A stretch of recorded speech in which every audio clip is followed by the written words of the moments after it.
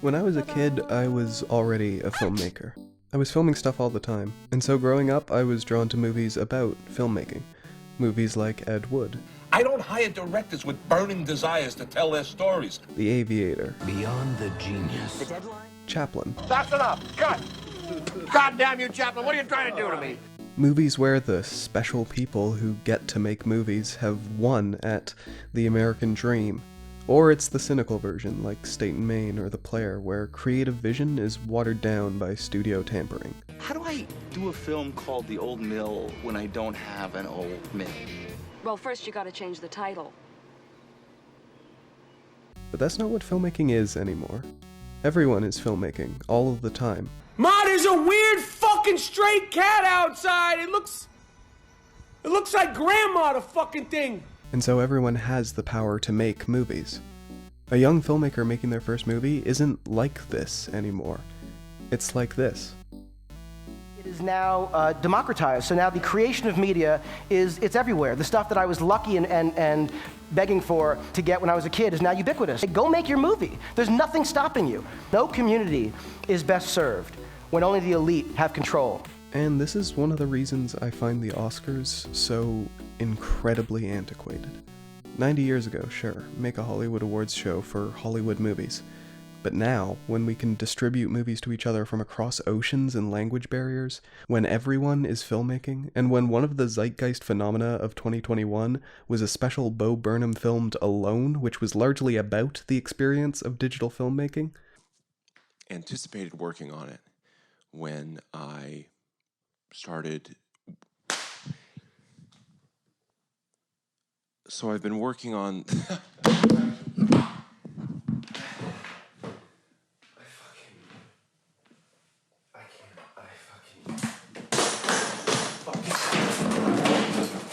To pretend like the Oscars can still be the be-all and end-all authority on what films are significant right now, what's pushing the medium forward, to pretend like Steven Spielberg's West Side Story was one of those, or that Bong Joon-ho's Parasite was significant just because Hollywood acknowledged it, is ridiculous. Out here. Richard.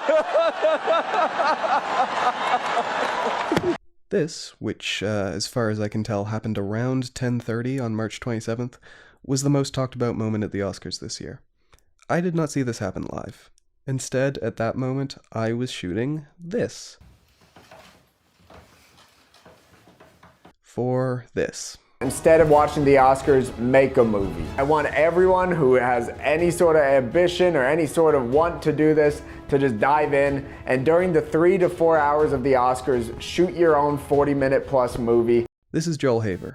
Joel Haver is a filmmaker who has been making a new short film every week since 2019, with 488 videos on his channel as I'm writing this, 10 of which are feature films. His philosophy as a filmmaker is that in an age when everyone has a camera and anyone can make a movie, people should be making movies.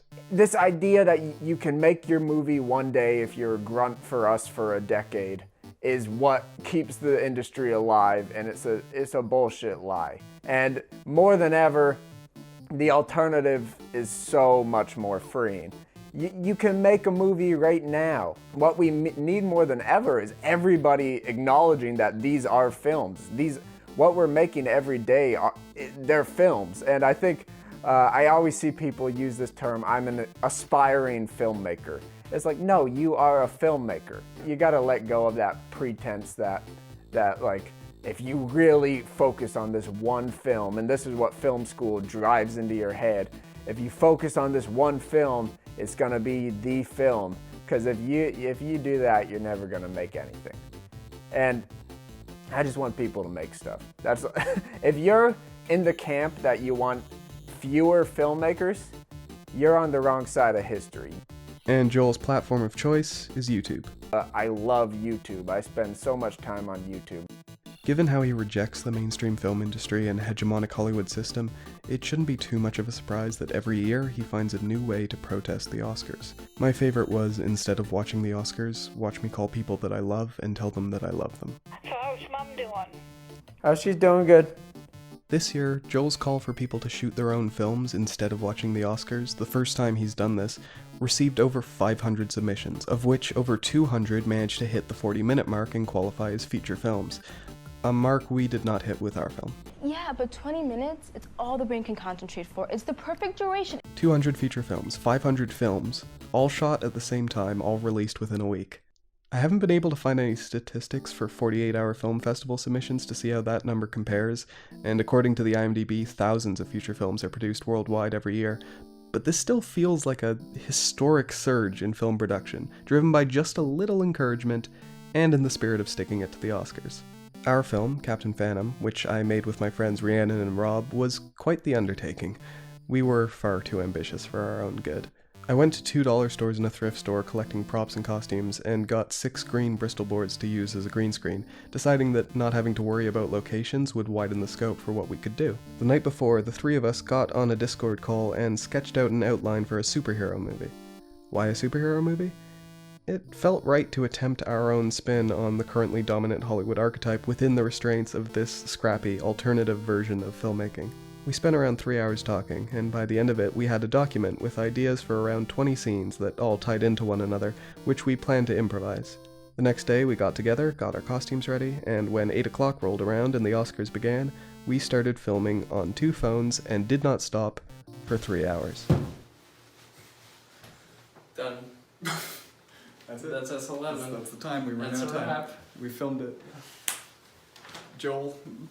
At the end of it all, we had an hour and 55 minutes worth of footage, and we were all completely drained and exhausted. I couldn't talk. I felt shell-shocked. Then came the editing, and oh my god. Oh my god. 2 hours of footage, all green screened, a week to get it together. Oh my god. The most reassuring thing was when Joel posted an update that started like this. Hey guys, Joel Haver here with a little update about the Oscars movies. All week I've been working away at mine, and I'll be honest, sometimes it's hard to find the motivation. It's just very daunting looking at that big timeline with like God knows how many scenes and clips. So everyone who's editing, I sympathize. The end result is a lot of things. It's got the awkward improv dialogue you'd expect from something shot so fast. Yes? Right. Yes. And the very deliberate story beats of a narrative we had planned out ahead of time. What's the matter? Are you tired? Sorry. Long day. Vanessa?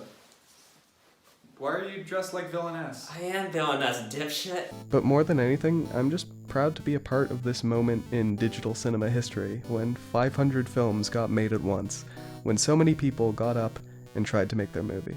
Joel managed to show hundreds and hundreds of people that if they wanted to, they could get up and make a movie.